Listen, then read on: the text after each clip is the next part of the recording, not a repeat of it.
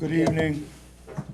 We're convening the regular scheduled meeting of the Council of Newton Falls Chambers on December 2nd.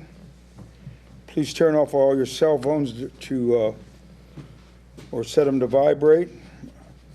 Unless prearranged, the public comment sections are limited to 3 minutes. A 3-minute timer is used. When the timer sounds, you will be asked to conclude your statement. The comment section on the agenda are not a debate or question and answer session. The first public comment section is for agenda items only. Final public comment section can be used on any issue the public wishes. We ask the spectators to please keep quiet during the meeting. If you are too loud, if it is disrupting to all others, if there are any attendee too loud, they will receive a warning. And if it happens again, you will be asked to leave. Will the clerk now please take the roll call? Waddell? Here. Here. Alberini? Here. Bariak? Here. Savet? Here. Please have the Pledge of Allegiance.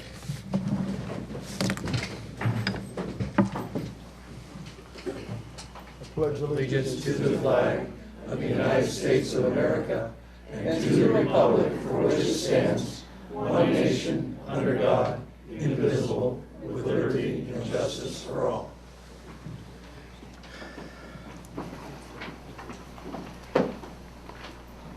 Thank you. Now we'll have Prayer, John. Pastor Dave Holbrook. Pastor Dave Holbrook from the Warren Revival Center. Would you please give us the prayer, sir? Yes, sir.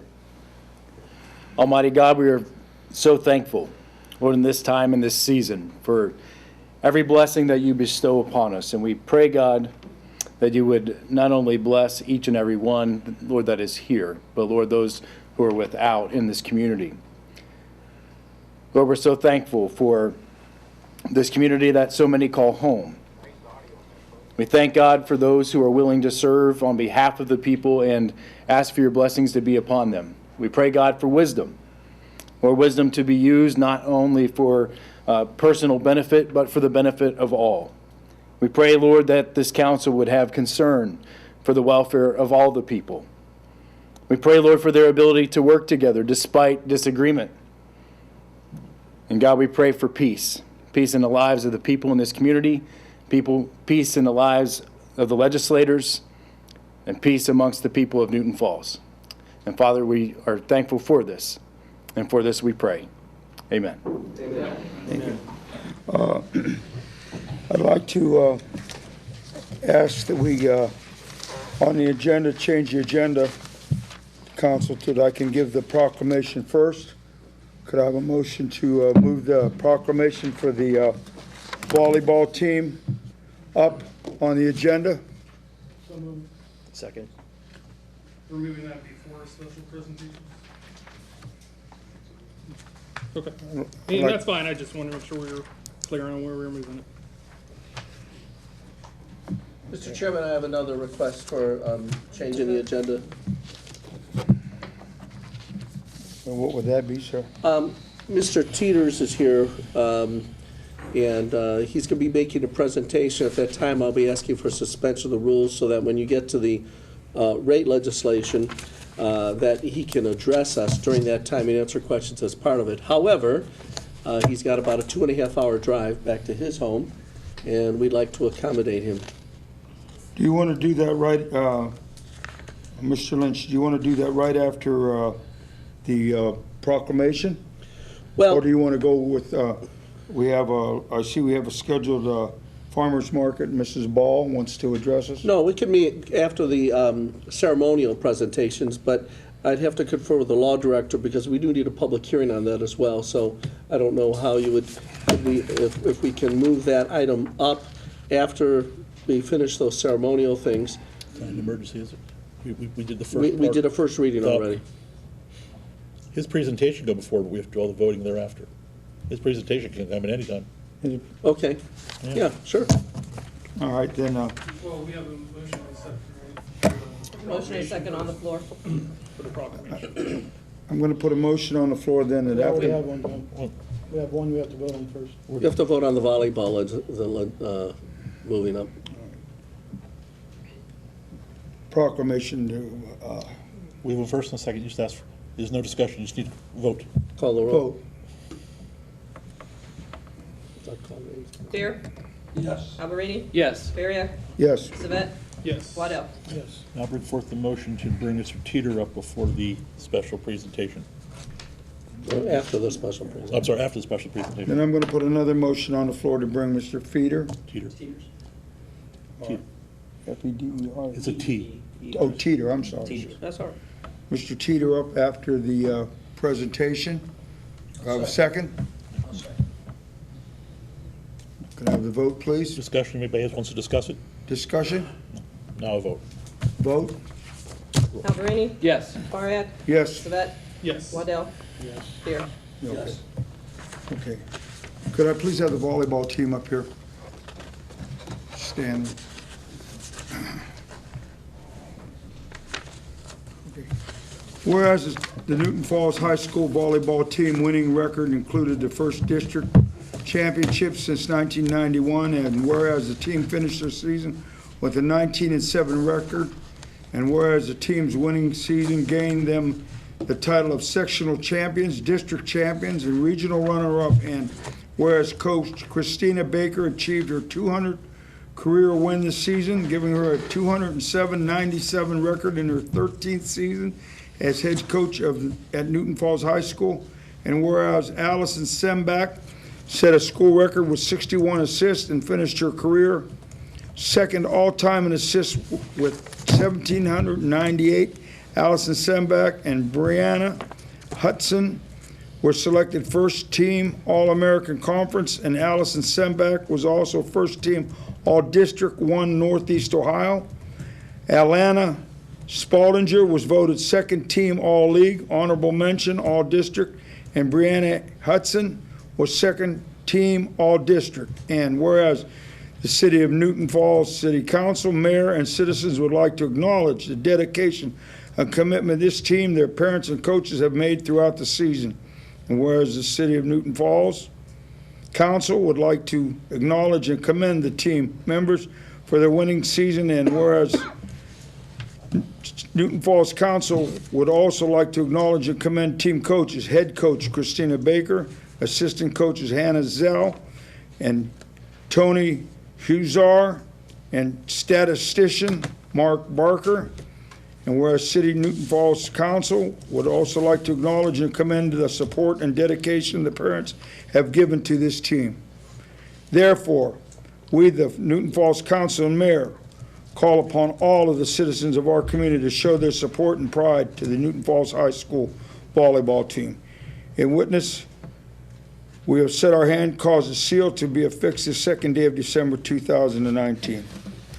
And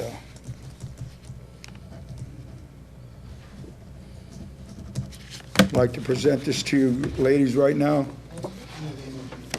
I make a motion to accept this.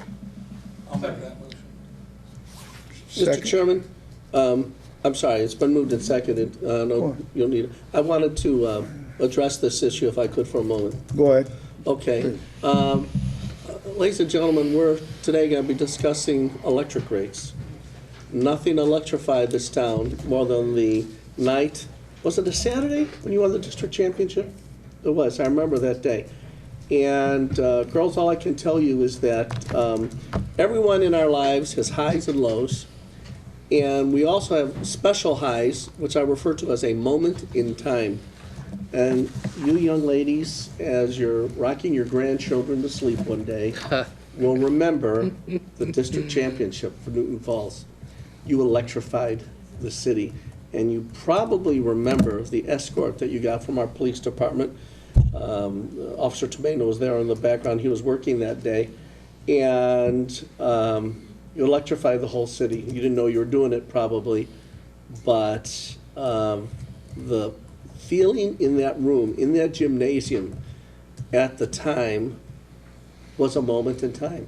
And we just appreciate the gift that you gave to the rest of us. Thank you. I'd like to have everybody else would like to speak on this. I found myself after doing the first game against LeBray, I found myself watching ESPN and watching girls volleyball for 2 or 3 days when I found out we were going to go do the other game, and it was actually exciting to watch and listen to some of the terms and listen to the announcers.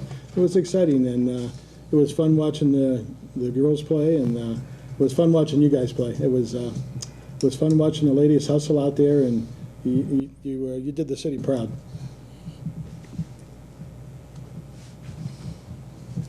Mr. Chairman, with your permission, I'd like you to ask if Coach Baker can approach the dais and tell us what it was like. Did I cut you off, Terry?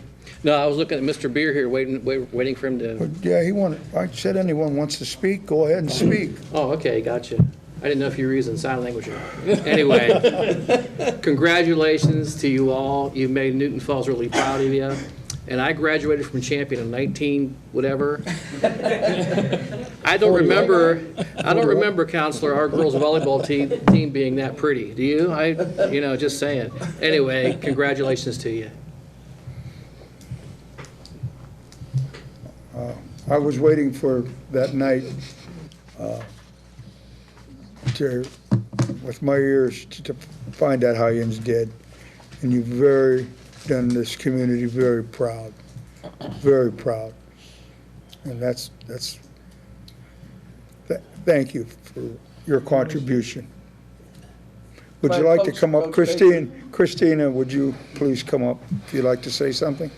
I just want to say, thanks to everybody for all their support, and it was, like you said, it was a moment that I told these girls, you're always going to remember that moment. You're always going to have homecomings come every year or whatever, but that's a moment you really have to hold on to. And they wanted to work for that moment all season long, and they put in the time, and we focused and worked for that goal. And I mean, you can't even describe the feeling to reach that point and have that moment. It was just so much. And I wanted to thank all these girls and all the parents and for everything they've done through the years and all the support of the school and everybody in the community and what they've done for us. And the police escort we had on the way back in, the girls loved it, and it was something you'll never forget. But thank you guys so much. Vote, please, Ben. Bariak. Yes. Samet. Yes. Waddell. Yes. Beer. Yes. Alberini. Yes. Would you ladies like to come up and we'd like to get a nice picture?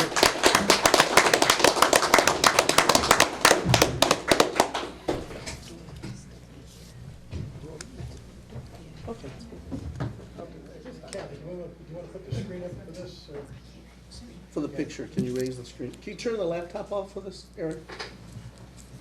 Just turn off the screen for a second. Hit the power button.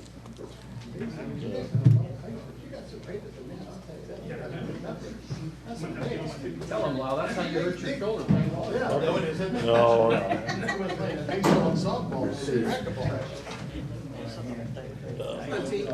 Go ahead, there's enough people. I want all you girls to come around both sides, and I want you all to touch it. So when she takes the picture, okay? All of them, because you earned it. Can you unplug that? all right. Looks good. Good. Gotcha. Christine, it was Cody's partner. Well, I won't say Howard Coach Self. Trouble. Yeah, I will. Otherwise, I can give take mine if you want. Can I use it forever? Yes, please. Thank you very much. Yeah. That's good, girls.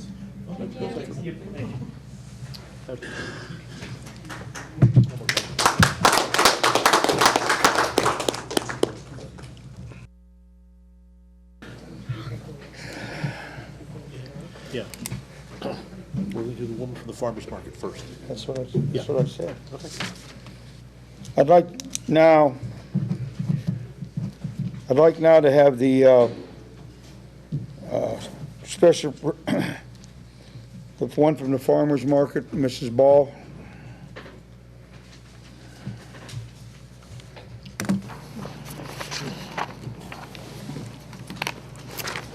I have a letter I'm going to read, Jens. Good evening, City Manager Lynch, Mayor Boriak, and council members. I represent the managers of Newton Falls Farmers Market. Becky Schultz, Barb Gordon, and I have raised our families in this community, and now most of our children have settled here as well. We're all graduates of Newton Falls High School, and we have third-generation grandchildren attending here. We have a vested interest in this community and our friends and neighbors. Having been born and bred here, we only want the best for our community. A little over 5 years ago, Becky, Barb, and I were members of the Newton Township Zoning Board. On occasion, we had the opportunity to attend workshops. One particular workshop had a speaker who focused on farmers markets in the community. So on the drive home, we started talking about it, and it became an idea. We spent the following winter and spring researching and laying the groundwork for the Newton Falls Farmers Market. That first year was tough. We pleaded and begged vendors, used our own money for advertising, set up a Facebook page to get the word out. I believe our first market had 14 vendors, and that made us $70 because of our table fees being $5. We only hosted 3 markets that year, but each year after we did 4. Our goal from the onset was to use the proceeds for scholarships for graduating Newton Falls seniors. We didn't make enough money the first year, so we carried it over. Year 2, we gave out a $750 scholarship. Year 3, we gave out $1,000 and a $500. Last year, we gave out 2 $1,000 scholarships, and we have enough for 2 $1,000s this year, as well as donations to the senior citizen van. Along the way, we recruited Laura Harkless, another classmate of ours who's been invaluable, but within 5 years in, we're ready to pass the torch. We have discovered, however, that the task is more difficult than we had imagined. This was a labor of love. We took no pay, and what we needed the right fit. We always agreed that the table fees should be affordable. Stuff should be the homemade, handmade, homegrown, all proceeds for scholarships. This market holds all the promise and characteristics of a successful venture that benefits and showcases our wonderful community with its history and generosity. We have reached out to the school and to local churches, but sadly no group appears willing to take on the project at this time. The Newton Falls Farmers Market has been promoting artisans, crafters, bakers, and farmers who sell their wares. We have had many vendors that have faith in us and have attended loyally for all 5 years. We're averaging 35 to 40 vendors each month, plus having 2 Chinese auctions and a Christmas in July. Donations have come in anonymously also, and several people have donated bicycles for us to raffle off for our scholarship. We have hoped that a local group would take over the market in a smooth transition because we have done the heavy lifting. All the bugs are worked out. There's so much room for growth and ideas. Unfortunately, there appears to be no group at this time with our vision that's willing to take on the task. We want to thank you for acknowledging our efforts in promoting our market on your meetings and on TV. Special thank you to Mr. Terry Alberini for donating tote bags for our shoppers, and we were hoping someone would step up. It's been an honor and a joyful experience to bring a true sense of community and opportunity to make new friends for our residents and visitors of our farmers market. Thank you. Do you want to ask if anybody else wants Jill right now, or anything else? They had a question if you'd ask her, but she said she'd be pleased. We just move on to the next step. Next will be Mr. Teeter's presentation. Mr. Teeter, would you like to address us now, please, sir? And I'd like to, excuse me, I'd like to make a motion first. Do we suspend the council rules Second. for the presentation by Mr. Teeter? Well, he made the motion. Anybody second it? Did you make the motion? I didn't make the motion. Well, Okay, did I make the motion? I'll make the motion. I'll Phil second seconded. the motion. All right, I made the motion. That's right, he seconded. Okay. Roll call? Savett, Yes. Waddell, Yes. Beer, Yes. Alberini, Yes. Darius. Yes.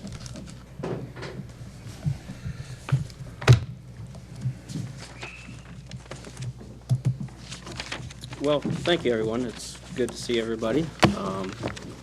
I have a presentation here I'd like to go through to basically summarize the cost of service study and rate design study that we... Sorry, I'm Aaron Teeters with Sullivan Associates, Okay, and there's Don Grunemeyer with Sullivan Associates as well. okay. Is this the presentation you're going to make? Yes, sir. Okay.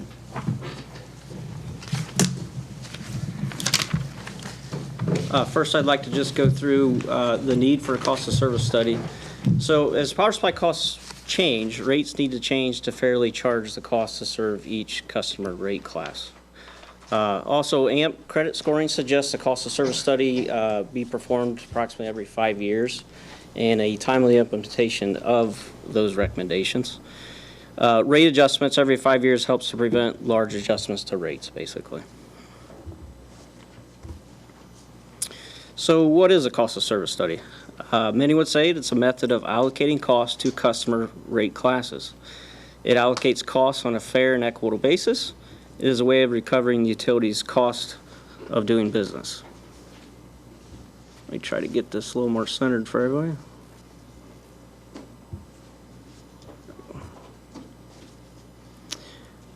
Just to rehash, go back with why the village went into performing a cost of service study. The last time the village prepared a cost of service study was back in 2012, 2013 timeframe, I do believe. So we're sitting right about 7 years since the last time this was done. Since that time, power supply cost has changed. The power cost adjustment, or the PCA charge, is getting to be too large. Expensive capital improvements were being planned. Part of those capital improvements was improvements to the Church Street substation. That project was going to be approximately $3.5 million, and then when you add in the 69 kV breakers on top of that, we're looking at $3.7 million. There was a GIS program in the plan, and as well as routine improvements such as meter testing, pole replacements, pole testing, in the range of $55,000 to $80,000 a year. So to be able to afford to do all of that stuff, new debt was going to be required to fund those improvements.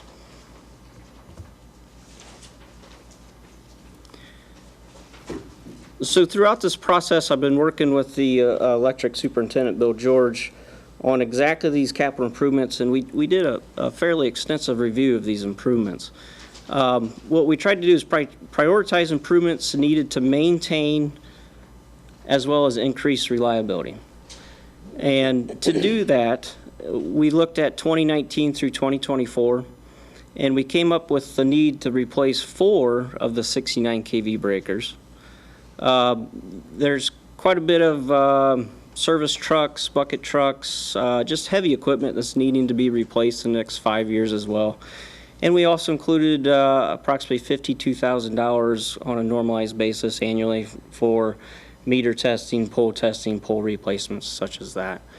The Church Street substation upgrades was deferred to 2024. After reviewing those improvements, some of those improvements were dependent on load growth. And so you guys haven't seen that load growth in the last 5 years. It hasn't come about. And so part of those improvements was an additional transformer. And at this time, because that load growth hasn't happened, that transformer is not going to be needed. If load growth does happen to come about, then we can relook at it. And at that time, we would have additional revenues from that load growth to help pay for those improvements at Church Street. The existing village's debt is going to be retired. Well, there's two parts to the debt. First, you guys have a capital lease on I believe, a bucket truck. That's going to roll off in 2020. That's about $46,000. And then you guys have a ban, a bond anticipation note. That was begun, I believe, in 2001. That's going to be retired in 2024. So after 2024, your guys' rates will have some room in there to afford more of those improvements. So why do we need to change rates? What we've done is our projected expenses is basically allowing us to decrease electric rates and revenue. The rates currently as is are not competitive.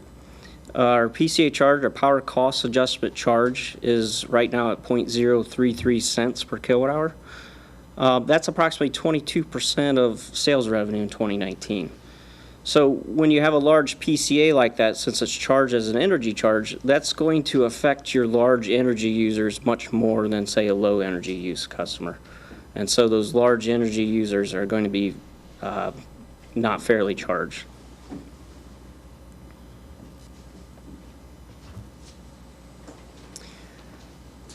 So our rate plan goals was to improve your guys' rate competitiveness. We wanted to maintain the financial integrity of the electric system. We wanted to increase and maintain electric service reliability. And so what the cost of service has done is include 2020 test year costs. And so that's going to include your 2020 power supply cost.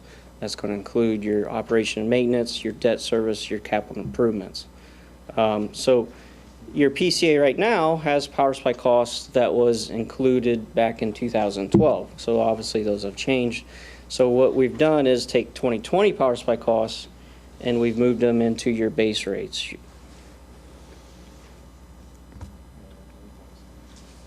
Additional goals, we still want to meet debt service requirements, and we can decrease our fund balance in a prudent manner. The results, our proposed revenues by rate class. What's that showing here in the middle, on the far left is all your rate classes. You then have your energy sales by rate class. And then it's going to show your existing revenues using your existing rates and the current PCA charge of 0.033. That gives you your total revenue. And simply the dollar per kilowatt hour is just taking the total revenue divided by the energy sales for that class. To the far right then we have the proposed revenues by rate class. If you move a little further to the right, you have the difference in dollars between existing rates and proposed revenues. And so everybody is seeing a decrease in dollars except for municipal class. Right now the way the municipal class works is we are charging, let me back up a step. What you guys did prior to January of 2019 is pass through power supply costs only on the municipal class.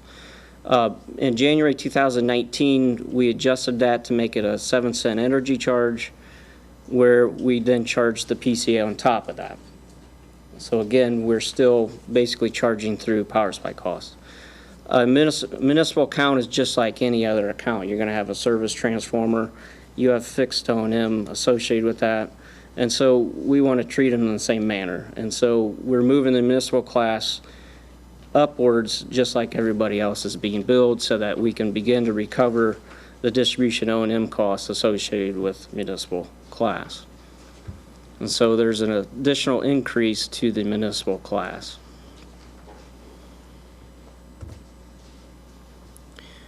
Just comparing rates, we have our existing rates on the left and the proposed rates on the right. One thing you have to keep in mind when you're looking at existing rates, at the bottom of the screen I'm showing that PCA charge, which is an energy charge, a volumetric charge. And so anytime you're looking at a volumetric charge in any of the rate classes, you need to add in that 3.3 cents per kilowatt hour. So if you look at residential, the first 600 right now is being charged 0.10853. When you add in that 3.3 cents, we're sitting right at, I believe, 14 cents. New rates, we're going to have a PCA charge of 0 initially, and the energy charge is 0.1269. Everybody's customer charge is moving up slightly. Residential demand, that one jumped down a little bit to make them more competitive. Any questions there? Additional rate classes.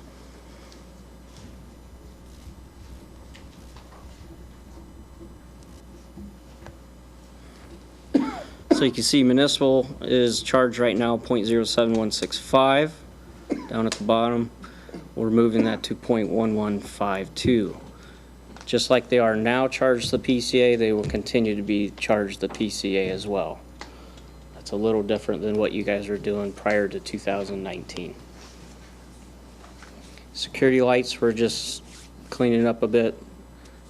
$8.02, we made it $8. One of the ideas behind the rate plan was also to try to simplify your rates as well. Why is there a big increase on the industrial service charge? So Ohio Edison's customer charge, if you want to compare it to that, is $167. Many industrial rates that we've seen is in the $150 range.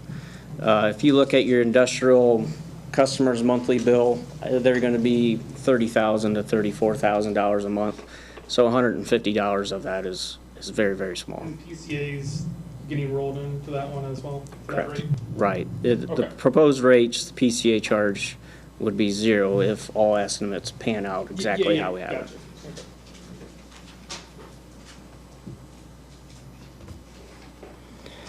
To show you exactly customer bill impacts. So we have residential non-demand, and this is class averages. So the inside class average is about 600 kilowatt hours every month. Under existing rates, their bill would be about $95. That's just under 16 cents per kilowatt hour. Proposed rates, that would be $86. So almost a $9 decrease. Ohio Edison comparable, they have summer and winter rates. Their summer's 85, winter's 80. So we are definitely increasing competitiveness and getting close to Ohio Edison's summer rates. All other rate classes are shown down under. Industrial, those are 3 specific customers you have in the industrial class. That would be their 12-month average, looking at existing rates and proposed rates. Why is there an increase on customer B3? So there's a second account for the same customer there. That account just started up in 2018. Okay. I'm assuming that's going to, they have a poor load factor. I'm assuming that's going to get better and better, and then we won't see that increase that I'm showing. Okay. If they continue to have that low load factor, they would see that increase. And at that point, we could probably look at putting them underneath the commercial city-owned. Okay. Thanks. So the municipal accounts, basically, they would see an approximately 15% increase. And who's included in the municipal? This building, city accounts, fire station, police department. I think there's 33 accounts, something like that. This is the same bill comparison, except what I've done, instead of showing just class averages, I've made the usage the same. So inside 600, outside 600, where outside before I believe was 835, somewhere around there. What I did here is just put the same usage on what would an inside customer see and what would an outside customer see. You guys' existing rates had a difference in those rates, and new rates shows a difference as well. You did not have inside and outside rates for industrial.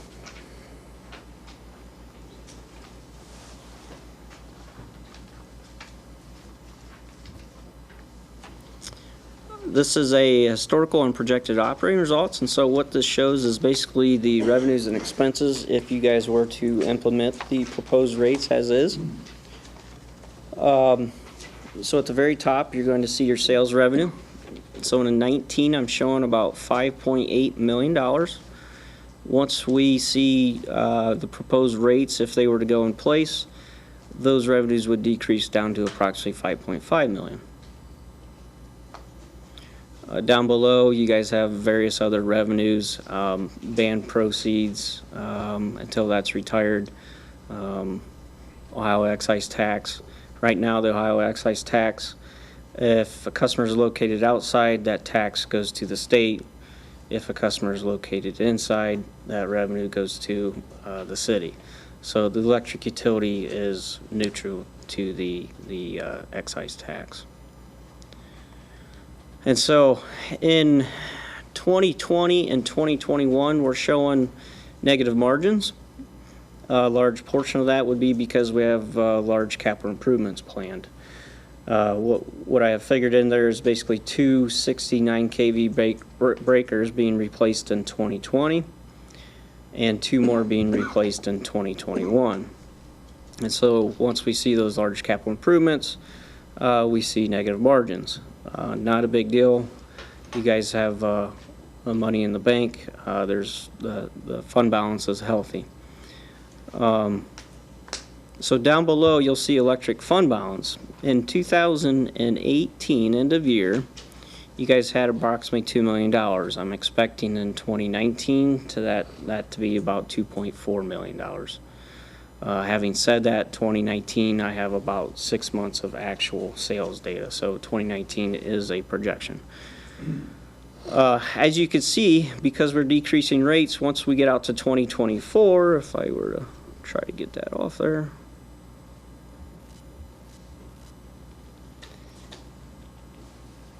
Our end of year fund balance is going to be approximately $1.7 million. And like I said, part of those capital improvements includes revenues to fund purchases of service trucks, digger derricks. In 2024, we have planned a bucket truck. So end of year, we're looking at $1.7 million for a fund balance. Down below that, I have a minimum fund balance and a target fund balance. These are estimates I've put together. We do this to try to see if you guys are financially healthy. And so the difference being between the minimum and the target, both fund balance estimates, what I've included is 9 months of O&M, excluding power supply expenses because of the PCA. It's going to recover those. We have 1 year of debt service. We have 1 year of capital improvements in the minimum fund balance target. And the target fund balance, we have 2 years of capital improvements. And the minimum fund balance guideline has approximately $250,000 for emergency purposes, whereas the target fund balance has $500,000 included in there. So if something were to occur where revenues are needed quickly, dollars are needed quickly, such as the Church Street substation for whatever reason, you guys have money sitting in the bank. Bringing down the fund balance from $2 million in 18 to $1.7 million, you guys still have $1.7 million. Of that, we've included $250,000 to approximately $700,000 in there for emergency purposes, capital improvements. So if something were to happen before 2024, like we're deferring Church Street, there's money there that can be used for those improvements. So you guys continue to have debt. That debt is going to roll off in 2024. In 2024, your guys' debt is approximately $230,000. That includes principal and interest. So theoretically, in 2025, your rates are still recovering $225,000 thereabout for debt. Those dollars can be used for capital improvements. Part of that debt, that bond anticipation note, is a revenue bond, which requires you to have a certain amount of revenues.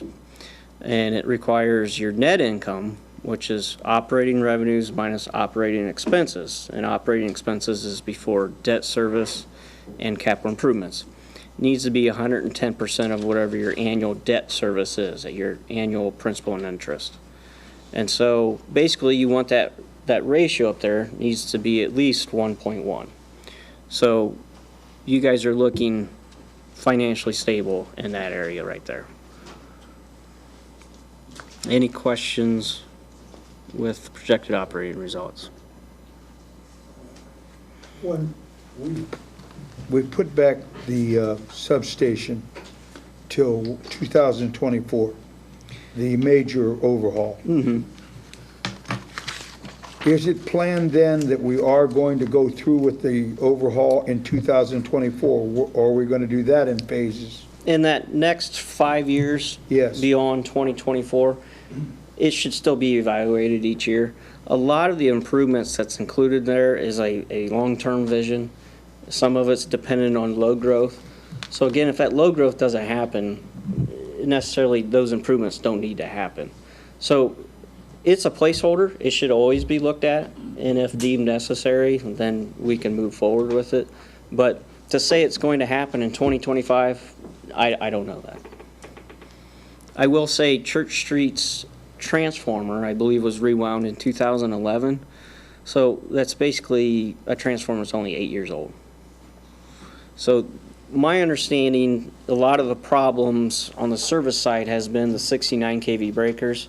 Some of them are pneumatic, some of them are oil filled.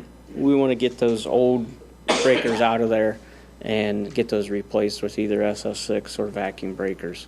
And that should maintain, if not increase, your guys' reliability. I'd like to ask a question. Mr. Lynch said that the 5.8% was what our target is right now. Is that a firm target right now? 5.8% Reduction right now? reduction. The overall reduction in Yeah. revenue is 5.8. Each rate class, each customer is going to see something different. And then Mr. Alberini put it on the floor that the commercials weren't going to get any? Decrease? Excuse me, I might have heard that wrong last meeting. The commercial is going to see those results based on that usage. So if you see commercial secondary, there's Yes. about, here's a bill example for approximately 4,800 kilowatt hours for that month. Yes. What they would see with existing rates is a bill of 685, and the outside would see 736. What they're going to see with new rates is 668 and 682. So they will see a decrease based on those usages. Well, and this might be the question of questions. What can we do now to reduce the rates more now without interrupting the debt service or anything else? Is there anything that we can do now So to bring down the rates more without giving away the baby with the bathwater? I haven't been told that. the rates that we've built is based on expenses, appropriations. So if, for whatever reason, the village can find additional savings in those expenses, then the revenue requirement can change and rates could be reduced further. But based on the revenue requirement that's been provided, these rates get you between that minimum fund balance and that target fund balance at the end of 2024. And so if there was a review of expenses and additional savings were found there, then yes, there potentially could be more savings. Mr. Chairman, can I be recognized on that point? Yes. Mr. Teeters has done this analysis indicating that for the average residential user here in the village, it's about 5.8%. Actually, I think it's closer to 6%, is it not, Aaron? The decrease? Yes. It would be 9% for the average. 9% Inside. for the average in town. However, one of the things that he's not able to address, that he referred to sort of in a footnote, is if the expenses can be reduced further, and his projections are based on what he knows about our existing contracts with AMP. And as you know, I've talked to this council about this on numerous occasions. The former mayor and I have had meetings with AMP on this subject, and we are, as you know, engaged with AMP to see what we can do to adjust those contracts. So I guess what I'm saying optimistically is that the significant decrease you're voting on tonight can be enhanced and perhaps make an even rosier picture down the road if we can have some success in our dealings with AMP. And I'm optimistic in that regard. So I can give you a better answer, at least on that subject, than Aaron is, because I'm the one that's in the middle of this arm wrestling match with AMP.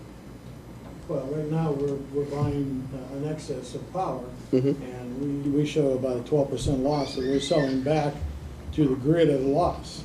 And in 2020, Morgan Stanley goes away, and that's a 16% savings. And then in 2022, Blue Creek Wind goes away, and that's 3.6%. So we're going to lose 20%, and that should bring our loss down. You want to keep your loss down about, what, 3.5%, which is what the electric for the lights and the traffic lights and the street lights and all that is. You're always going to have that loss. But if you look at the market loss now at about 12.5%, and we lose 20%, we're going to be about 8% low, and we may have to go back out for that contract. And when we do that, we're going to be very frugal when we look at that contract as to where we're going to pick up that, because we're not going to get tied up in that AMP Ohio. We might want to get back into Niagara Mohawk if we can, or somewhere else. But or God forbid, we have to look at all the cheaper alternatives, and certainly we want to stay away from the historic problem we had with AMP Hydro. I had a question for the gentleman over there. Could you go back to the screen where it says comparison of revenues from existing rates to proposed revenue requirement? It's a page number on the lower right, Terry. What's the Sorry. page number? I don't have my glasses on. Yeah, there it is there. So basically what you've done, you've taken all 9 classes and you've basically averaged them out for your total at the lower right-hand corner of the savings at 5.84%. So some folks in the different classifications would actually receive more of a reduction in rate than the average. Does that sound right? Yes. Okay. So residential 1, 8.3%, residential non-demand, 11.7%, 8.3, 8.3. I think that's pretty good. It's a large decrease. I Yeah. would agree. Yeah. Mr. Tedder, I understand that Mr. Lynch has done a lot, but from what I'm hearing, and if I'm wrong, we may be pretty well locked up until 2024. Now, I understand there could be a better demand and we could move a little bit better, but until 2024, we're sort of locked in, right? Is that what I'm hearing? Or please explain it to me. Don't. Your electric rates or your power supply costs? No, just with the existing contracts and the way we have to keep the debt structure and the equipment and So your debt, you have a loan agreement with AMP that requires the debt to be paid off by 2024, which this plan gets that done.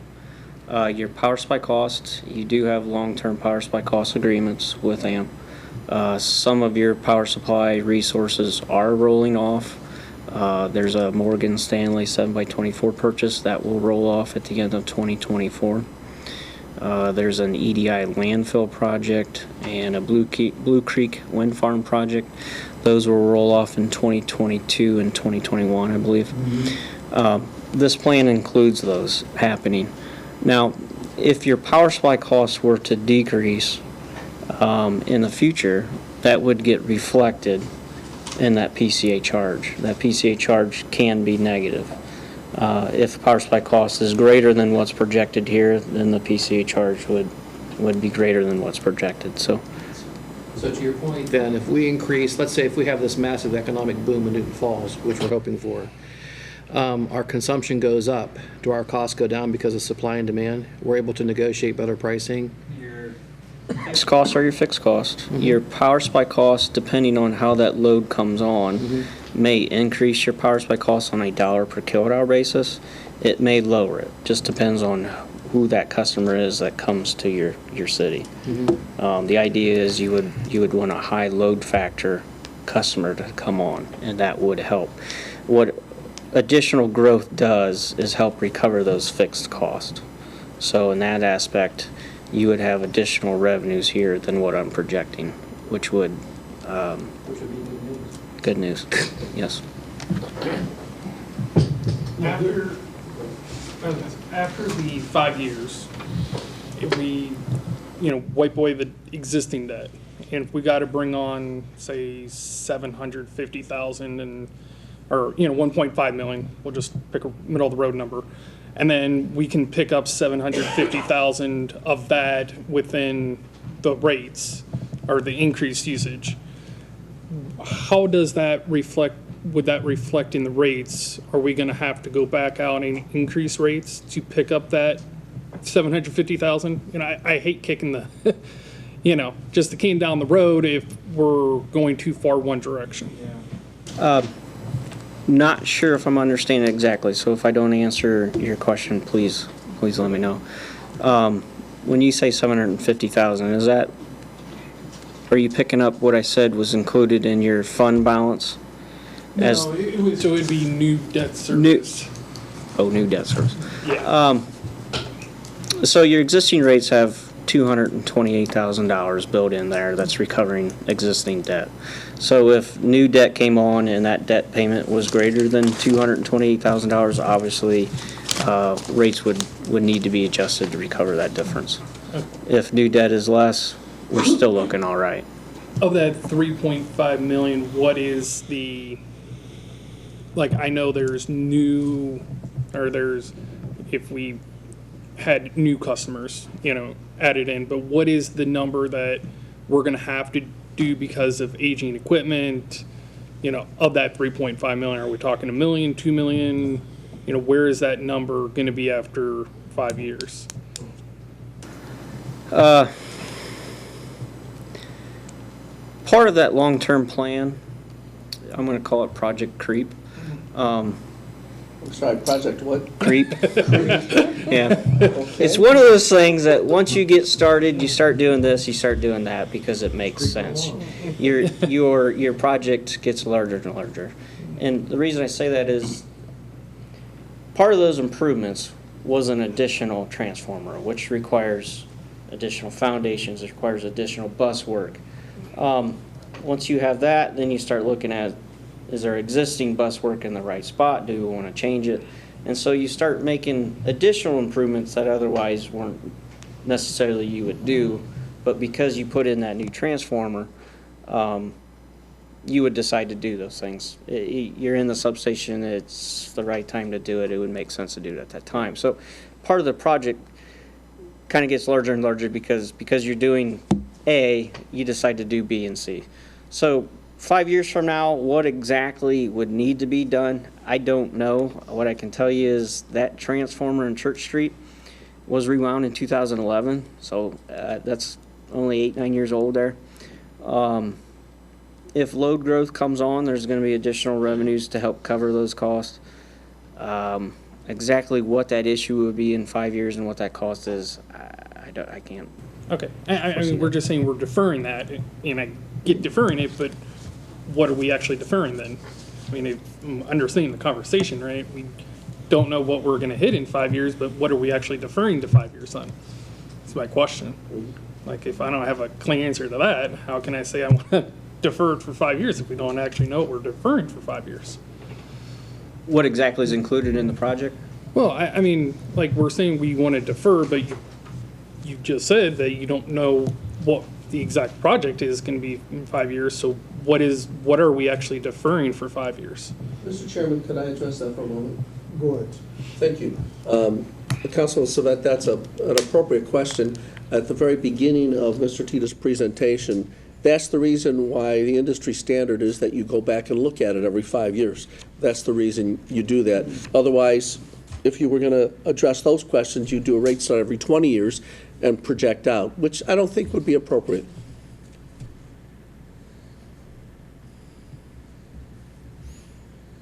I'd just like to ask, I mean, what is, like, I hear you saying that, well, it's only 5 years old, and by then it'll be 10 years old, and you kind of, I'm hearing between the lines that that's not that old for a transformer, but when do we have to quit kicking the can down the road? I mean, what is old? Yeah, I'm not an electric person, so I mean, I just don't want to see this go down the road and down the road, you know. But it sounds to me, everything that you're saying sounds like we've got plenty of money in reserve and, you know, we're not really doing that bad. We can afford to drop the rates down if we do this. So at what point do we really have to get alarmed that we're pushing it too far? I would say the average life expectancy for a transformer is 40 years. Would you agree? There's another village that we're working with that has transformers that are 45 years old that have no issues. The tests come back great every year. There's no moisture. So what exactly that life expectancy is, I can't tell you, but I can say 40 years is probably pretty typical average. Thank you. Boards. Oh, go ahead. No, go ahead. Excuse me. Mr. Alberini? I really sincerely appreciate your honesty, because as we know, going forward, things break down. And you can't put a price tag on something in the future when it breaks down in the future. Who knows? But I will tell you this, and the reason why I appreciate your sincerity and your honesty, because you could come in here as a consultant and say, you guys need to spend X amount of dollars right now on something that you don't need. And so that right there speaks volumes of your company and what you've done as far as the report goes and being honest about it. And to me, I think that's very, very important going forward. Thank you. Just to show that, you know, we're diligently working to continue to lower the rates, and we're looking at some other ways to do that, which I think we should. But just to show the other side that between 21 and 24, you do show a possible projection of a small increase in the PCA, which we may have to increase. And we're always at the mercy of ATSI, which just did a 20+% increase in the transmission rates in eastern PA, and we're always subject to those rate increases through the transmissions that we don't have any control of whatsoever. So even though we do our due diligence, and if we can get that rate down to where we'd like it, we are still at the mercy of the RTOs to, you know, watch that transmission rate. Mr. Chairman? Go ahead, sir. I want the council to know, you've already suspended the rules, so I don't think this requires anything special. But Bill George, who heads up our electric department, made himself available for this evening in case you had questions from him related to the issues raised by Mr. Teeters or others as it relates to the rate decrease. And he is in the gallery tonight if the council wants to have any questions directed to him as well. Yeah, can I ask a few questions? Yeah. Bill, could you step forward, please? Sorry, Bill.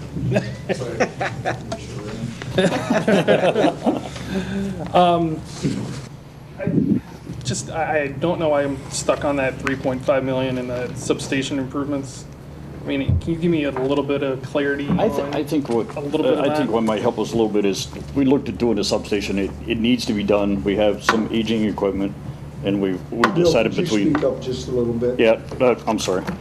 We've looked at this over. I think the 3.6 is to do the whole substation, and between Aaron and myself, we've talked about it. We've had GPD, which is our engineering firm, looking at the stuff. I think a lot of it is, the reason we're deferring it is because our loan will be paid off and everything through AMP. So then we'll actually have more money available to help cut with the cost of that. Okay. So I think that's kind of where I think you were going with it, I think, because that'll help by the contracts coming off and then that band being paid off, then that'll help a lot. Zach, this might help. This is getting into the weeds here a little bit on the technical side, but Warren Road Substation has 2 transformers, both 10 MVA. Yes. Your guys' peak demand is approximately 10 MVA. Church Street has 1 transformer, 10 MVA. Mm-hmm. At the Warren Road Substation, you guys have a tie switch that if there's trouble with the one transformer, the load can be picked up from the other transformer. Okay. Nobody will see a thing. You guys are served with 2 69 kV transmission interconnections, and so you guys have the capability to serve the town from either substations right now, the entire load. Okay. So if there were issues at Church Street substation, you guys could carry the city with Warren without a problem. Yes, easily. Yeah, and we can run the city with our Church Street substation also at the moment. So if something you know, catastrophic what happened to Warren Road and take out that whole substation, we could still supply the city with our Church Street substation as it stands. Bill, can you give me, and I'm not holding you to it, the percentage that these transformers and some of this heavy equipment we need are going up per year? They're not going down, are they? Are they going up 3%? As in price-wise, I don't. Yes. I don't know, actually, since we've had the last one rewound in 2011, the prices actually dropped dramatically because the price of copper has dropped dramatically, and that saved. Because we paid right around $400,000 to have that transformer rewound. And I just priced one just recently, it was like $250 for a brand new one. So, I mean, so it's dropped dramatically since. So you project maybe in 5 years, see, that's the trouble, Bill, we don't really know. That's what I think. Right, I mean, we don't have the crystal ball. Mr. Beer's getting at, Right. Mr. Beer's getting at where, you know, it's the uncertainty there. Yeah, I mean, we don't have the crystal ball. I can't say, oh, we're definitely golden, you know, for 5 years, but I don't see any issues. I mean, we have got in there to replace the SF6 switches because we've had a lot of issues with those lately, and we've been trying to piece them back together and keep them operating. But, I mean, that's our problems now. So I think with replacing those, and we'll start with the Church Street substation, of course, then we should be good, you know, we'll be good till the 5 years. Unless something catastrophic happens, like, you know. How do you feel about the 69 switches? Right now, I sleep at night. There's a few of them that are pretty old. I mean, we keep fixing them. I mean, we have one that's a newer one. It's because we have a total of 5. One is newer one, so we're good on that. The other ones, they could work, they may not. I mean, that's why we have other switches to, you know, we can feed from the other side if something happens, so. We're looking at replacing those in 2021? Yeah, or at least the old ones? yeah, we're looking at 2 of them this coming year and then 2 the following. Mr. Teeter, is there any other thing that you'd like to say tonight, sir? No, I have a few extra Is there slides here. anything It's else just that a this, summary. excuse me, I'm sorry. Is there anything anyone else would like to weigh in on? Mr. Lynch, anybody? Bill, would you like to say anything else now? I think we're good. I think this is a good thing for us. I mean, we've cut back what we could to help with the rates, to help everybody, so I would think that it'd be a good thing if you guys pass this tonight.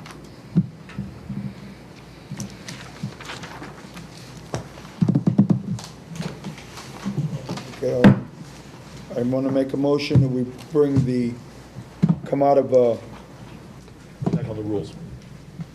Come back on the rules. come back on the, Second. Mr. Alberni seconded. Roll call, please. Waddell? Yes. Beer? Yes. Alberini? Yes. Bariak? Yes. Savet? Will please have some light in here now?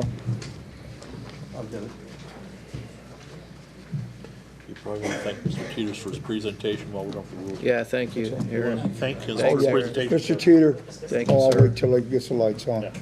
Thanks for your time. Thank you very much. Thank you. Thank you very much. Appreciate everything. That was good. Electricity for dummies, and I'm one of them. Yeah. Okay, we'll now go on with, We're in public comments, things on the agenda. okay, wait till I hear Mr. Everybody sits down.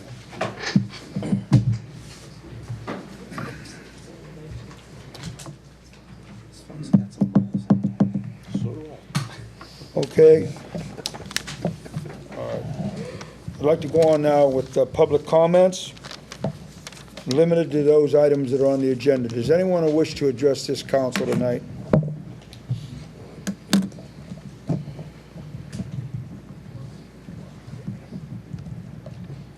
I'll rule that closed. And now we'll go on to reports. Let's start out. First of all, I'd like to start out, I attended the December 1st lighting ceremony, and I'll tell you what, it was fantastic. I'd like to give a kudo out to all the businesses that participated. And I have to give a special kudo to the AMVETs, because what they did for the little children out there was spectacular. Coloring books, they had let them keep the reindeer up there. Just, Mrs. Claus was there. It was just spectacular. So I give them a special kudo. I don't know how many hundreds of children. I know there were two elves. Two elves were up there in the crowd, big elves. They handed out over 650 candy canes but it was one beautiful time. I don't think I hope everyone had a nice Thanksgiving, and I'm going to open it up to council members right now. Mr. Savet. Don't got a report, but it's, before we get into business, where's the park plan that I put on the floor for the last meeting? It's not on the agenda. I just realized that. The park master plan, You wanted to have a master plan done. we voted on it at the last meeting. Okay, was that done by motion? Yeah. Oh, it passed as a motion. Oh, okay, sorry. It's all done. Works for me. Take yes for an answer. Sorry, that was it, sorry. Mr. Waddell, are you done, sir? I'm sorry. No, I'm, Mr. Waddell? I attended the Mayor's Association meeting. There was a big discussion there. They had multiple presentations. The city manager and my wife drove me and took me to the meeting, and there was a big presentation on the Mahoning River project. A lot of really good information. They're really bringing in a lot of people to focus on developing the riverfront along the river and put a bike trail from Lake Melton all the way to the PA border. They're really excited about doing this. There's a lot of people interested, and it's moving along at a good pace. My wife and I took the new mayor and his wife to the Avalon Inn to the annual elected public officials event there, put on by the chamber. Great event. Everybody from the local, county, state, federal governments are there, business leaders. He got to meet a lot of the people that are in our network now. He was quite impressed with, I told him it'd be a test later, but I didn't test him on that, so he'll work on that. But it was really a good evening to get out and meet all the people that we're working with. Attended a fire board meeting. Want to thank you for that meeting, Mr. Beer. We did purchase a new squad, a new fire truck, a new Freightliner. It's going to be a real nice vehicle. It's going to have longevity, about 10 years, maybe a little longer.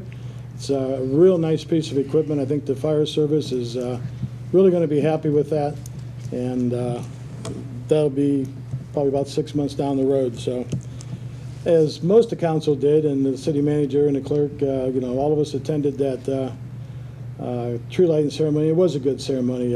We want to thank the school, the choir, the band, Mr. Trussell. That was really nice to see Mr. Trussell there. A lot of people were really happy to see him, and the proclamation from Miss Vinsel was very well received. So that was really nice. Probably steal your thunder there about the intersection, but I was over at the intersection today. One of the things the contractor told me today was, when I was watching him, he says, notice the real blue cement. He says, what's that tell you? I says, that cement's really, really old. He says, it is. He says, he said it's been in there forever, and I've been here 65 years, and I don't remember tearing that intersection up, but he said it's really, really old. He said, so they're going to pour tomorrow, I think, and next day. I think President Kennedy was in office when that went in, believe it or not. Washington, you say? Kennedy. And I think on a little better note, I was really kind of excited.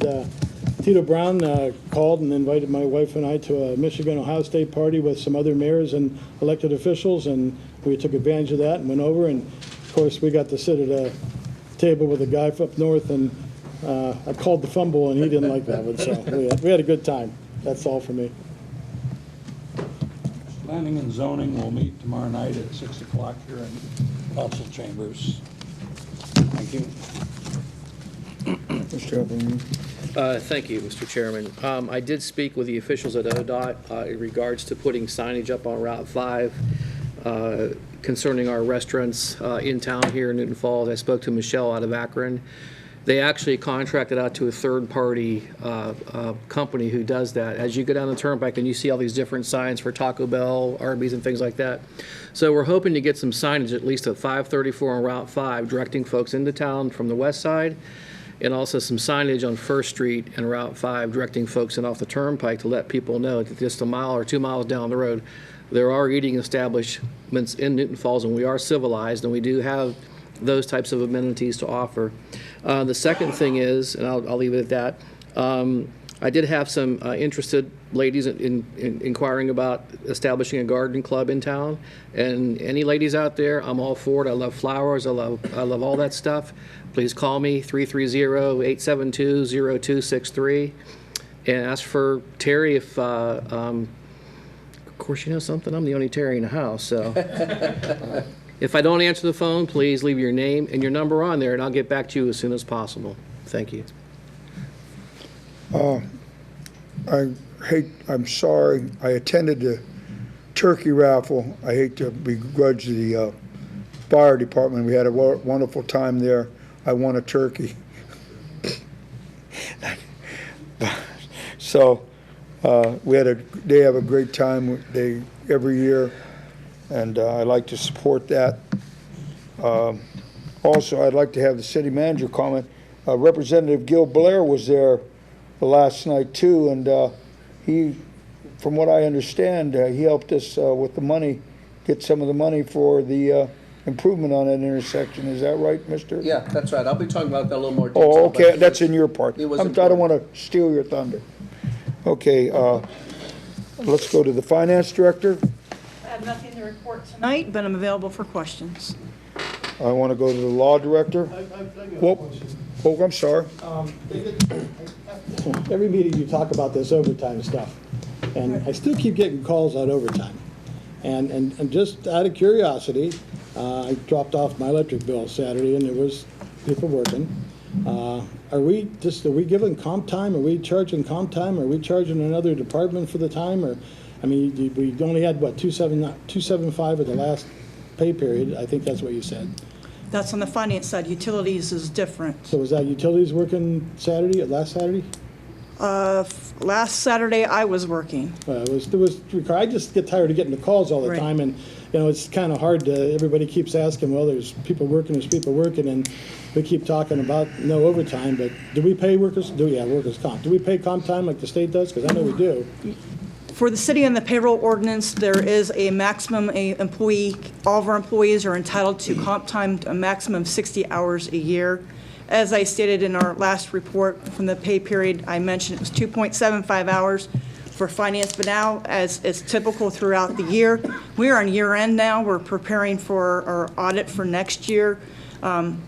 We're finishing up and doing some special things, dealing with the 1099s, dealing with W-2s now, and we're going through our year-end processes and cleaning up our books. And we're right now, we did work on Saturday preparing for year-end preparation ordinance. So we're trying to get the books all ready to go for our next council meeting. So there's basically very minimal staff in the finance department. We do a lot, as I explained at the last council meeting.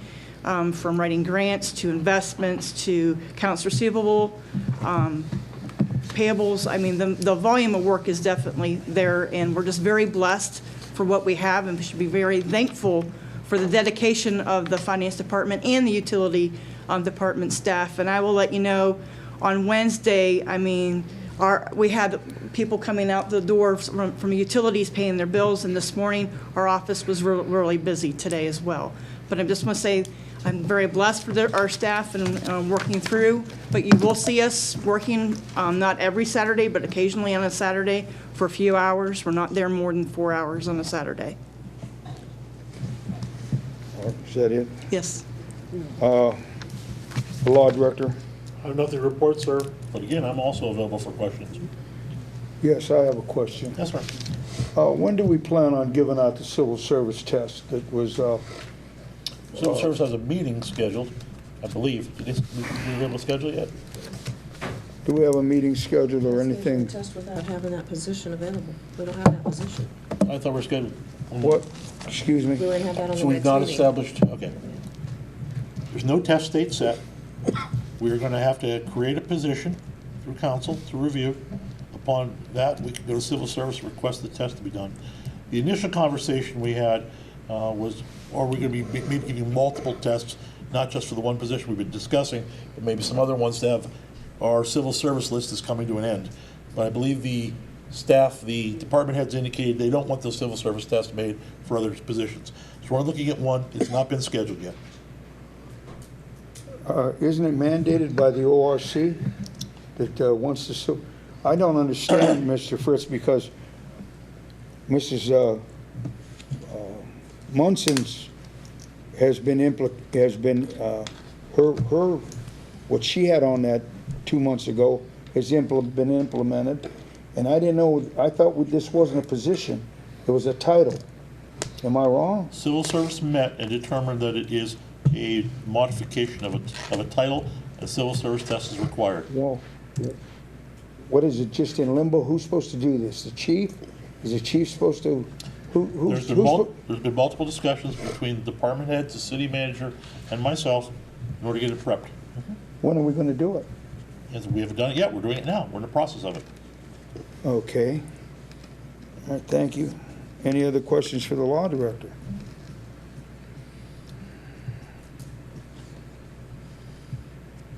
City manager? Yes, Mr. Chairman, ladies and gentlemen, members of the body, there are a few things going on right now, one of which is the fact that we are looking at our traffic enforcement very carefully. We are seeing a lot of speed up and down Route 5, a lot of speed activity up there. Maybe it's because of the holidays, who knows why. So we're going to be looking very carefully because we want to keep our excellent record. Last week, I attended the American Automobile Association Municipal Traffic Awards ceremony. And this year, the City of Newton Falls Police Department received the Gold Award. And we're very proud of that, but we want to keep Newton Falls safe. We have two areas of speed enforcement that are of great concern to us. One is Route 5, because people go flying up and down that area. The second area is the targeted areas of Newton Falls that occur on sort of a rotating basis. There are certain streets that we have to continue to pay attention to because, like anything else in life, once you have some enforcement and you stop it, there's some backsliding. So up and down Canal, up and down Center Street, up and down Milton. These are roads where we have to be vigilant because there are a lot of kids in the area, and we want to make sure everybody's safe. Councilman Waddell referred to the Rite Aid intersection. They started that work today. That cement is old, and we appreciate everybody's patience. Be very careful going through because there's a fairly significant rerouting of traffic, especially if you're coming into town off of West Broad. In order to get to that major intersection, you have to turn left into the First Church of God and then continue going through the used automobile sales location there, and then turn right and get back onto the major intersection. The people of Rite Aid have been wonderful in working with us, and the Church of God, and the, what is the name of the used car place there that's been so helpful as well? Cars 2 is the name of this place.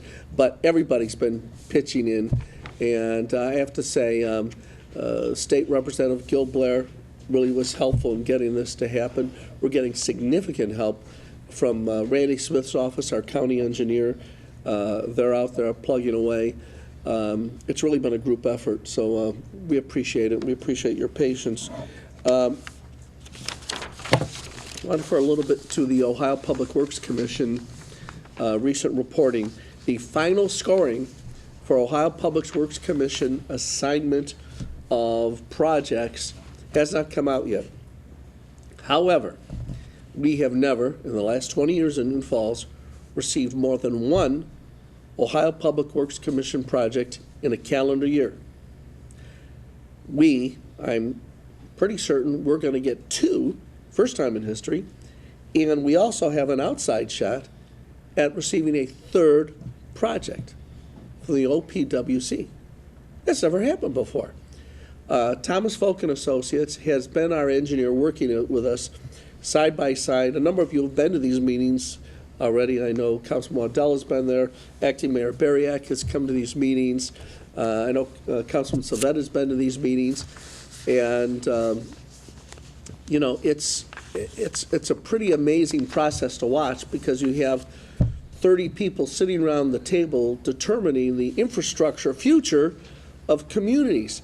And they're kind of like piranha in the room. There are communities all over the place, all going after these little bit of scraps, biting away as quickly as possible. And for Newton Falls to be able to walk away from that feeding frenzy and be able to get funded 3 projects is pretty outstanding. That's a tribute to all of you, because we've worked with all of you to get to the point where we identify the projects, have the projects written up in such a way that they're subject to presentation, and to our staff. Harry Shaver has been very helpful on getting the First Street project up to snuff. Mike Novotny over on Medley Avenue, and Mike Novotny and Harry Shaver on the Washington Avenue project. So it's pretty amazing stuff, and we are now waiting for the final vote by Eastgate, but I'm very optimistic. And last but not least, what I want to report to you is that people are seeing that Newton Falls is on the map, that Newton Falls has enhanced its profile, and this helps us bring people in the community and bring new jobs. There are 2 major job projects which I cannot go into by virtue of some proprietary confidentialities that are related to them, but I'm hoping to have at least one of those projects announced to this council within the next 60 days or so, and the second one within the next 6 months. So how do we do that? Acting Mayor Bariak has said, well, it's not just the idea of providing incentives, it's the idea of providing quality of life, a place where people want to be. Today's Tribune Chronicle, above the fold, had an 8-inch wide photograph of downtown Newton Falls during that lighting ceremony last night, where Coach Tressel, because he is so invested in our community, he was supposed to get there at 7 o'clock. He arrived at 6 o'clock so he could go around shaking hands and doing selfies. Look, Coach Tressel doesn't need that. He realizes where Newton Falls is on the parade of communities here in Trumbull County and in Mahoning Valley. So we are going places, folks. Hang on for the ride. Enhancing our services, reducing the cost of those services, and bringing new jobs to Newton Falls is the kind of thing that we can continue to do. And I just appreciate your kind cooperation as we move forward on these projects. And Mr. Chairman, that concludes my remarks for the city manager's report this evening. Oh, one other thing, I'm sorry. Attached to the city manager's report is the police report, which was not attached at your last meeting. So make sure you take a gander at that. Thank you, Mr. Chairman. Mr. Chairman, one thing I might add to the OPWC report there is the Eastgate has kind of taken a beating over the last 2-3 years for the, I don't want to say the lack of awarding projects, but for the low scores of projects. And they get a lot of complaints from the different communities across the valley that do that. And at the beginning of the year, they decided this year that they were going to put a class on of how to score your projects. And sometime in the middle of the second quarter, they held a class, and our Thomas Folk and those people were all there for those classes. And I was there for those, and they explained how you could, what you needed to put on those reports that we weren't putting on the reports. And I think that Thomas Folk paid a lot of attention, because there was a lot of, at the end of the year when they started awarding the points, and when they came in for the extra points there at the last meeting, they were talking about how the blanks were all filled in, or there was more blanks filled in than usual. So I think you have to give a lot of credit to Eastgate for recognizing that other areas around the state were getting a little more of the pie than we were in this area of the state. So they took the opportunity to put a class on and explain how to not fudge your figures, but how to fill in blanks that you weren't filling in, like adding data, adding documentation for improvements from years ago that you didn't have that data, so that you couldn't get credit for it. So they gave us a lot of information that I think helped the reports that we turned in. I think so too. Mr. Chairman, can I be heard one brief moment on that subject? One of the things that helped us get points on the Washington Street project was a special survey. We had a door-to-door survey conducted of one of our folks going door-to-door and providing anecdotal evidence of the need for funding on Washington Street. And that survey was conducted door-to-door by our own code enforcement officer, Mark Stimpert, who is in the back of the gallery here this evening. And those reports that you compiled played a significant role in some of the point enhancement we got from Eastgate. So this has been a team effort, and we've got a lot of points on the scoreboard, folks. I'm going to rule reports closed if there's no one else. Any changes to tonight's agenda?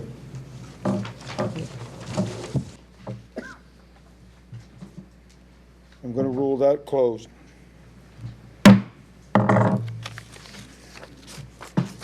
I'm going to go on now to approval of the previous minutes for November 18th, 2019.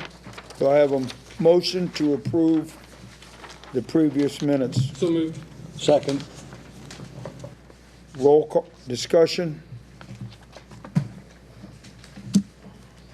Roll call, Beer, Yes. Alberini, Yes. Bariak, yes. Savet, Yes. Waddell. Yes. We're going to go on to public hearings. Number one, ordinance 2019-28. Would the clerk please read that by title? An ordinance selling .08459 acres of parcel 53-003024 to Christopher King. Do I have a motion to put that on the floor? Oh, I'm sorry. This is a public hearing. Is there anybody wishes that's to speak right. on the public hearing? Would there be anyone wish to speak on this on the public hearing first? These are public hearing. You can close that. I'm going to rule that closed. Ordinance 2019-34. Would the clerk please read that by title? An ordinance making appropriations for the current expenses and other expenditures for the city of Newton Falls, Ohio for the fiscal year ending December 31st, 2020. Would anybody like to speak on that tonight? I'm going to rule that closed.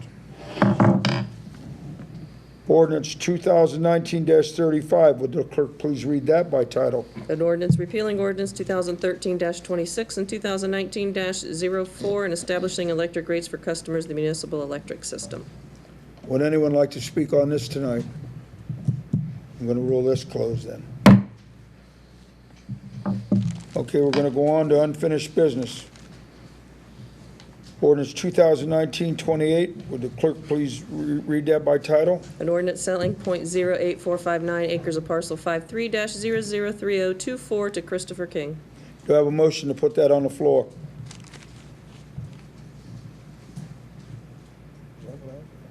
It's the second reading. Do I have a motion to put that on the floor?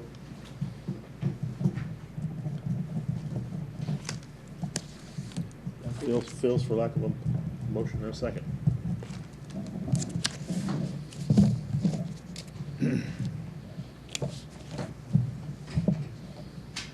The motion dies for lack of a motion.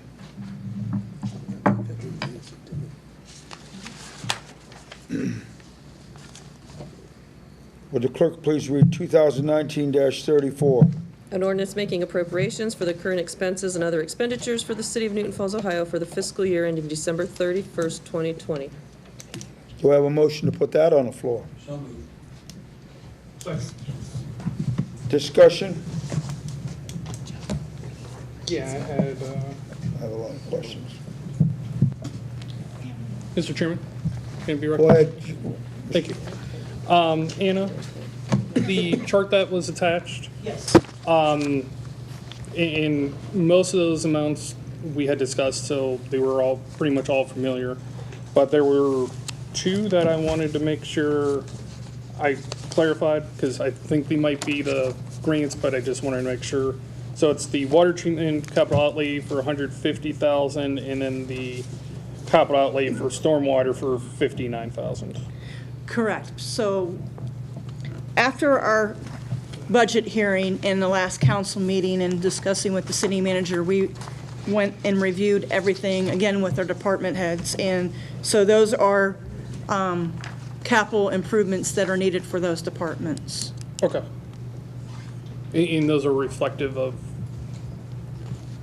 I mean, for the water treatment plant, what is the 150,000, just so that if I get a question on the $150,000 increase, I can be aware of what the projects are Okay, so specifically. for the water treatment plant capital improvements, the changes were, Could I have that sheet, please? Can I, that's the one. Okay. Wait, excuse me, I have it. May I make a suggestion? If we're gonna be going through a bunch of questions, you should probably vote to suspend the rules. So we have multiple Yeah. abilities to go through some of these questions. I make a motion that we suspend the rules of council. I second. Roll call. Alberini? Bariak? Yes. Savet? Yes. Waddell? Yes. Beer? Yes.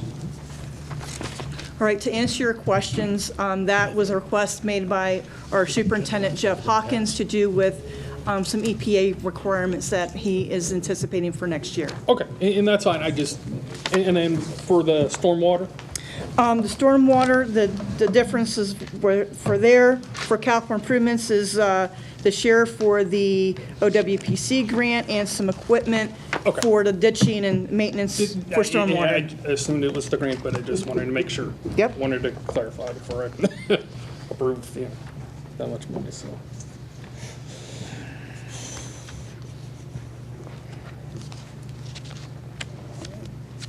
Anna, there was a movement of money. Oh, jeez, I should have wrote all this down. The 15,000, there was no money, and there was 15,000 moved into the, was it the 45, 46 page, or was it the 30? Give me a, Let me explain. there was nothing in there, or there was no appropriation here. Go ahead, you know what I'm talking about, it's the, From the last time we had our budget hearing in our last council meeting, the major changes are reviewing the general fund revenue. We are receiving a $15,000 grant for the court, so that was an increase. Okay. We basically reviewed some fees and licenses, and so we increased revenue there. So from the last meeting, we also are increasing the cost for health insurance for the zoning department. And because we've received the Nature Works grant for park equipment, we had to put that revenue in for that grant. So that did increase the Parks Department budget to cover for that grant.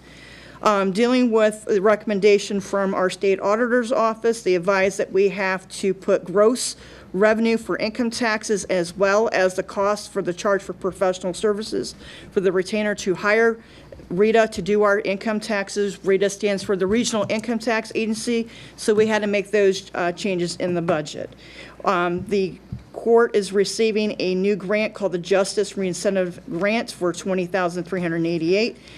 That is in there. We have moved the street capital, very little bit of money. It actually belongs in stormwater, so that's why you see a negative $4,800 there. It was moved to stormwater for capital. And then again, the $157,000 is due to basically increases that was recommended by Jeff Hawkins, our water and treatment capital. And then the other changes I noticed in the last budget was that there is a capital outlay cost allocation. It was just missed, and that's just a calculation that we adjusted. Those are all the other major changes. But overall, what you're passing tonight is a 2020 appropriations ordinance for $18,925,175.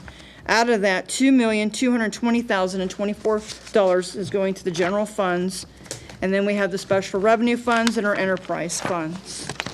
And I just want to announce that this does need to be passed tonight as an emergency because we have 30 days after you pass it tonight to take effect. We need this to be passed before January 1 to be in compliance with the Ohio Revised Code in our charter. Just one more question. The capital outlay for the mowers, I see that as a decrease? That is correct, because it's being moved to a different fund. That's where it's being moved from. Okay, I just didn't see Which where. fund is that from, man? That's what I'm, the mower. So it'd be debited out of this and credited somewhere else then, right? Correct. Where? We actually moved it out of the park fund into the street fund because the street's receiving more revenue.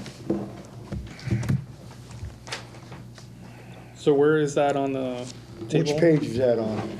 Anna, did you move that? That was on page 47, Mr. Savet. Wasn't it, Anna? Yes, hang on. It's coming out of parks. Yep. Okay, so actually it was just, there's no change, and you're gonna see no change at all in the money in the street department for that because, hang on, street department, actually it's capital improvement fund. It's Fund 400. It's for the street department's capital. So we're not putting 15 back into streets then? We are. Moving that, If you go to page 82 in your budget books, you're gonna see equipment, street capital. The mower was already in there for 15,000. Oh, And it's okay. on page 82. Let me see. gotcha. Okay. That's what was my same question. Okay.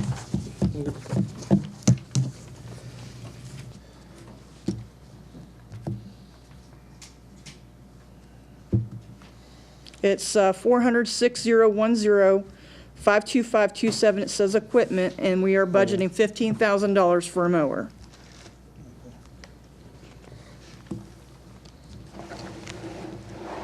What was that line item on, Anna? That line item is Fund 400, which is capital improvement. It's going to be charged to the street department, which is 6010, and the line item is equipment, which is 52527, and it's 15,000 for a mower. I see it.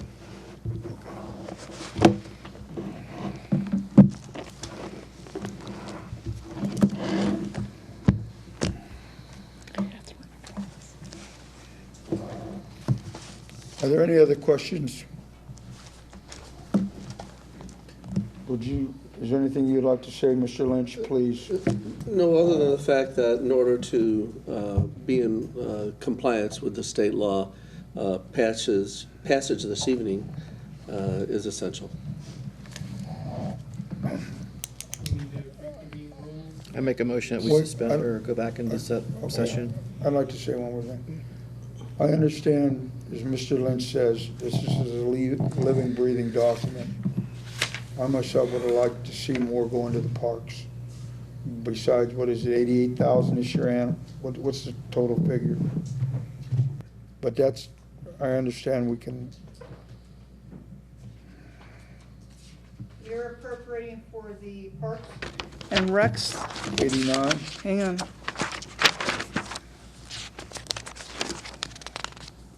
$93,151. 93 total, okay.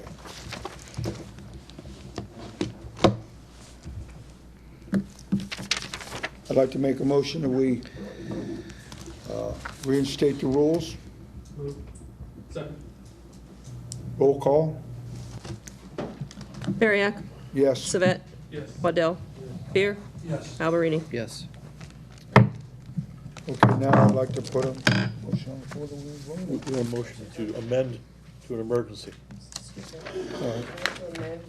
The attachment at all to include any of this? That's just information, it's not. That's information. It didn't change any of the attachment numbers?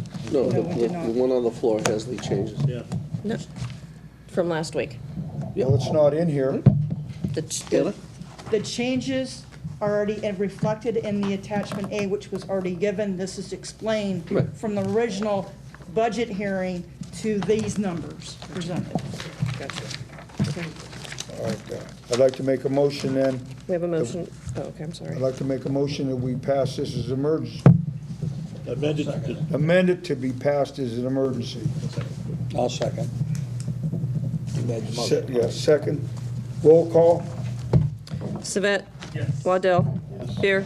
Yes. Alberini. Yes. Bariak. Yes. Now I'd like to put a motion on the floor to pass the budget. Yep. Already have that on. Well, excuse me, she has to read the, would you please? We already did, that's where we got the discussion.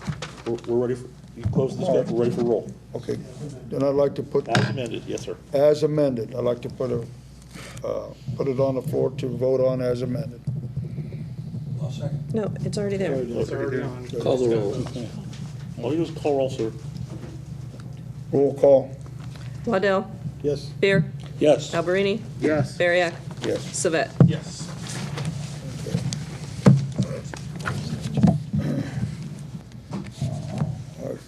We're gonna go on to,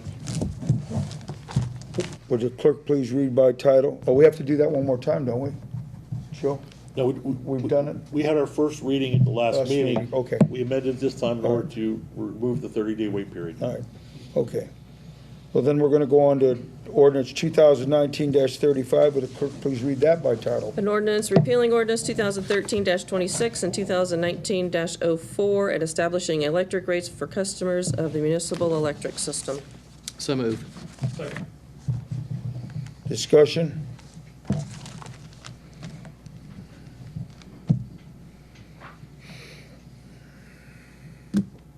Roll call, please. Beer. Yes. Alberini. Yes. Bariak. Yes. Savett. Yes. Waddell. Yes.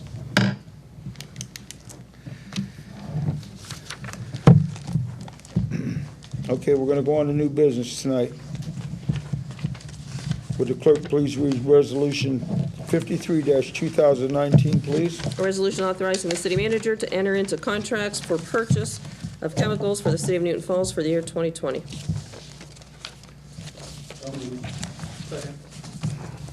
Discussion?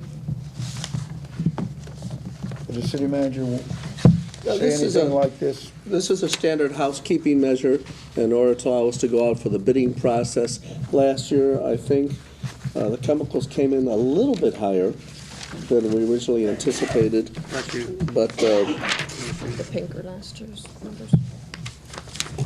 so I'm anticipating and hoping that we don't have too big an increase, but we do have to go out in the bidding process. We're required to do that. Can I just ask a quick question? Because I know the county does like road salt a different way. They accept all the bids, so that way if there isn't availability at one place, that you could go and purchase it from another. Do we have that option to do that? I didn't know how it was bidded, so that's why I want to make sure I asked the question. Honestly, I don't know the answer to that right now, Councilman.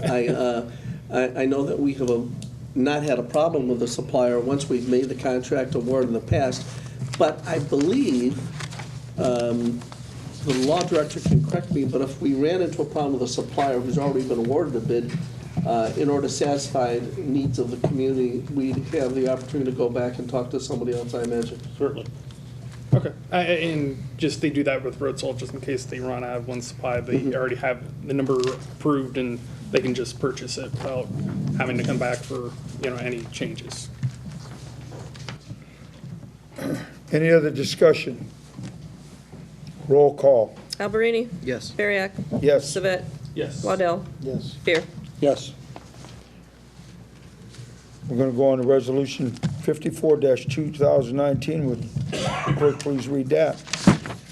A resolution supporting and authorizing the city manager to prepare and submit applications to participate in the Ohio Public Works Commission, OPWC, Issue 1 state capital improvement programs and to execute contracts as required. So moved. Second. Discussion. I'd like to say, I believe the village is moving forward, and we've got a lot of catching up to do, and we are moving forward. And we're not gonna get them all, but to get two, and we're close on the third one. We are. I saw the points. And I appreciate everything the city manager's done. Is there anyone else want to weigh in on this? I think we talked about it enough, but would you anybody like a final thought? Roll call, Bariak? yes. Savet? Yes. Waddell? Beer? Yes. Alberini? Yes. Public comments? Anyone would like to, public comments? We have, In the absence of Chief Fixler, I'm Officer Tomeno with the Police Department. I would like to remind the residents that we're coming into the snowy season, as you all may feel tonight. 2 years ago in January, the state of Ohio passed a law that if it's raining or snowing or overcast, you have to have your headlights on. Very important, because the visibility goes down. It's important that other drivers can see you. Please do not go out on the roads when they're bad, just to see if you can make it through, because usually you'll get a tow bill and an answer, no, you couldn't. And our street department, by the way, is phenomenal. The job they do clearing the streets is absolutely phenomenal. Last year when I was working, I believe, Mr. Lynch, was that your first winter? Yes, it was my baptism of fire here in He's Newton from Falls. Okay, This okay. is nothing for him. I got to tell you that when Mr. Lynch said, get the roads cleared, don't matter what it cost, get them cleared. They were cleared. And it saved us a ton of crashes. So we really appreciate that. But I just want to remind the people to drive safely. And please, please keep your headlights on when it's snowing or raining or inclement weather of any kind. Thank you.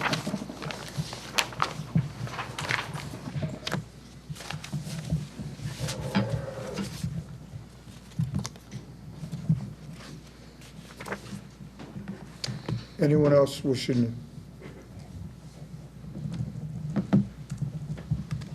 I'm Mark Stimpert, 1023 Page Court.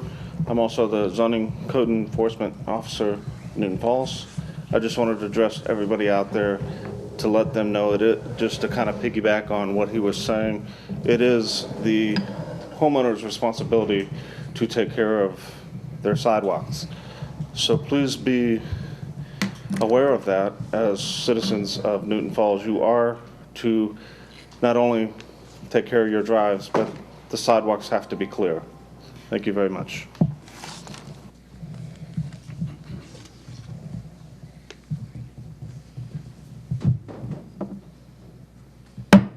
Oh, well, I'll close. Mr. Savet. No comments. Mr. Waddell. Just want to say congratulations to the police department on the safety award. It's always good to see that. You guys do a great job. Thank you. Mr. Beer. I have nothing. Nothing, Mr. Mario.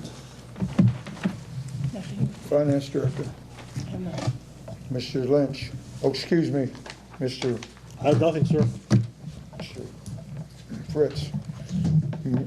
Mr. Lynch. I got it in the wrong order, but I'll get you. Well, that's all right. The Irish are always after the Germans. Well, don't worry, Mr. Lynch, I won't forget you. Members of council, Mr. Chairman, reminding everybody, it's not that far away, and there's a lot of revelry that goes on New Year's Eve, but on New Year's Day, at 10:30 in the morning at the First Church of God, located at the intersection where Wyndham and West Broad come together there at the intersection of 534, we will have the inaugural ceremony for new members of council and the new mayor. We are expecting a very big crowd, and I'm urging all the residents and other folks in our community, please come to the swearing in, because I want this inaugural activity, the ceremony of the oath of office, to be symbolic of us all coming together. And when I say coming together, there's a word that's thrown around called unity, and I mean unity of purpose. That is, we all want great things for our community, not unity of mind, because people disagree, and we can agree to disagree, but unity of purpose. In other words, everyone intending to do everything they can to pull for the good of the entire community, and that is going to be 10:30 at the Church of God on New Year's Day. And I still have a few more tricks up my sleeve, and therefore there'll be some aspects of this ceremony which will be very, very pleasing to hear in terms of us fulfilling our ambitions here for this community. So I'm urging all of us to come together. It's at 10:30, so just wake up at 9:30, have a couple of cups of coffee, and get yourself over to the First Church of God. That's on January 1, New Year's Day. Mr. Chairman, that concludes my remarks. I just want to say tonight, again, it was a beautiful, beautiful. I hope that this annual becomes an annual event, the tree and the decorating of town. And, you know, I noticed a gradual insidious erosion of the community over the years. And not to blame anybody or anything, but it just seemed like we were spinning our tires. And, gee, it was sure nice. I've been here all my life. And I remember when Frank Kloss had Kloss Hardware, and you go down Toy Alley, and it was just great for the kids and great for the community, you know. And I hope we can get back. I think we will, because I don't know anyone up there that didn't enjoy that. Also, I didn't wear a suit tonight because Jim Trestle was there last night, and one thing, Jim Trestle did bring home the bacon. He was the first one in a long time to do, that brought home the bacon. It was 06, wasn't it? Yep. So I was happy to see Jim again. I'd met him before, but I was happy to see that we could get him to come, and Gil Blair. And also Santa. Yeah, Santa was here. Oh, there were a lot of beautiful, and the reindeer were here. There were 2 reindeer. I hope the bocce court didn't get ruined. But hopefully this community, we're going to have a new council lady on council come the first of the year, and I met her before, so I can't speak for her, but I've met her before. I do have had the opportunity to talk to her. I hope she'll add a lot to the community and with her service. And with that, I'd just like to say thank everybody for coming out last night. It was a great time for the lighting ceremony. With that, I think if there's no one else has anything, anybody want to redress or double dress or whatever? I'll make a motion, we adjourn. There you go. Roll call, please. Savet. Yes. Waddell. Yes. Beer. Yes. Alberini. Yes. Bariak. Yes.